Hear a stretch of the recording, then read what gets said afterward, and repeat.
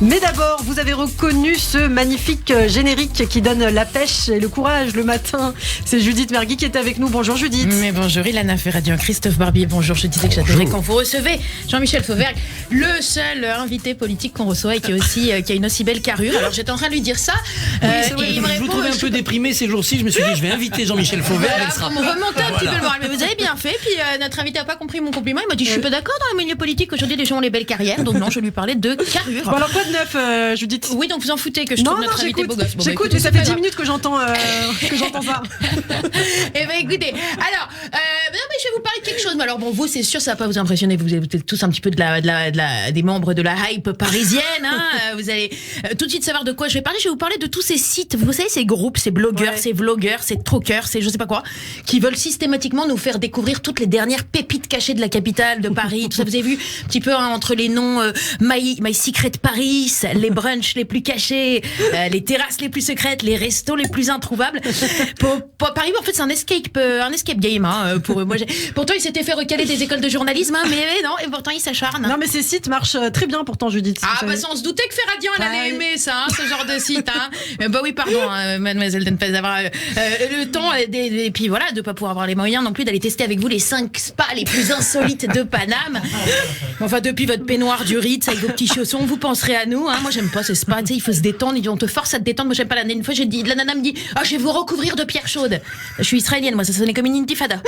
Ça m'a pas détendu du tout, moi, le projet, là. Donc, du coup, non. Alors, ils sont hyper condescendants dans tous ces articles, ils m'énervent. Ça commence toujours par une phrase du genre, si vous ne connaissez pas encore le Royal Rooftop en sous-sol du parking de Livry-Gargan, c'est que vous n'êtes vraiment pas à la page. Me ferme-la, Églantine. Oh! Non, mais c'est vrai, pardon, excuse-moi, j'ai un job, j'ai des responsabilités, puis accessoirement un amour propre, donc je peux pas passer mes après-midi non plus, tu vois, à aller voir ce qui se passe derrière chaque porte dégueu du 18e, à me demander si ça va être un squat de junkie ou un resto Asian Fusion barbershop, tu sais, tu peux pas. Non, mais ça, tu sais jamais, quoi. Pose-toi les bonnes questions, Églantine, et puis coupe-moi ces dreadlocks, tu es rousse. Donc ça ressemble à rien sur toi. Voilà. Alors, non, ces articles, en plus, ils te disent que ça te permet de faire le tri. Vous allez me dire, lisez un petit peu, Ilana, tenez, je suis fatiguée, moi. Ces articles permettent pas mal de faire le tri dans les offres culturelles. Oui, c'est pas vraiment culturel tout ça, parce qu'on a toujours l'impression d'être nul en lisant ces articles. Regarde, je vous jure, j'ai vraiment l'impression d'être la dernière des débiles à chaque fois parce que je connais pas ce jeune rescapé serbe qui fait des reprises de la compagnie créole au xylophone. Alors pareil pour tout, hein, les films, les vêtements, les séries, t'as l'impression que t'as jamais rien vu, jamais rien fait. Si vous ne connaissez pas Murglaver, la dernière série réalisateur suédois Söderberg Oslund, c'est que vous êtes vraiment pas des cinéphiles. Non, pardon. Non, tu sais que si on connaît pas Murglaver, la dernière série du réalisateur suédois, c'est parce que c'est surtout vraiment de la merde. Mais moi, ce que je préfère, Judith, c'est les classements, les top 10 surtout. Mais quoi, les top 10? Alors ça, c'est le pire dans ces articles. Attends, excuse-moi. Les tops. Tu connais ces tops là, les tops des meilleurs trucs à faire, les trucs que t'aurais jamais eu envie de faire si on t'en avait pas parlé. Attends, genre top des 5 meilleurs parcours à vélo en Seine-Saint-Denis. Bah non, je suis désolée, la dernière fois que j'ai fait du vélo, moi c'était bourré à 3 sur un Vélib, ça avait duré 8 secondes avant qu'on se retrouve à l'hôpital.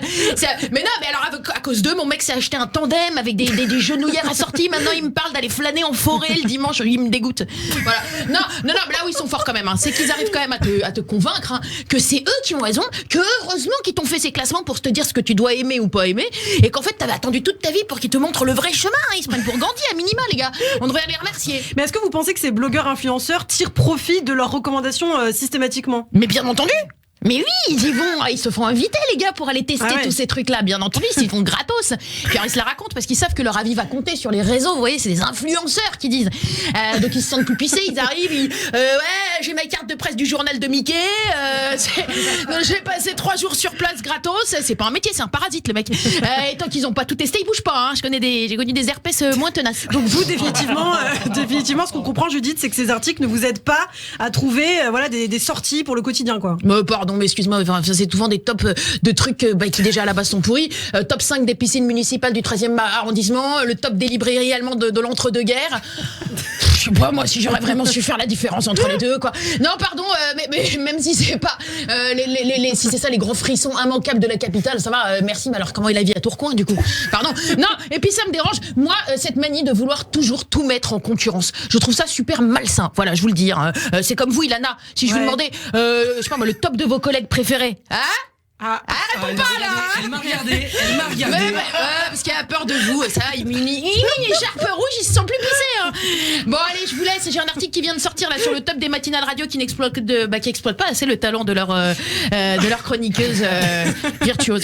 Mais si, on vous exploite, Judith Mergui. Merci beaucoup, Judith, d'avoir été avec nous comme tous les matins en forme pour bien nous réveiller.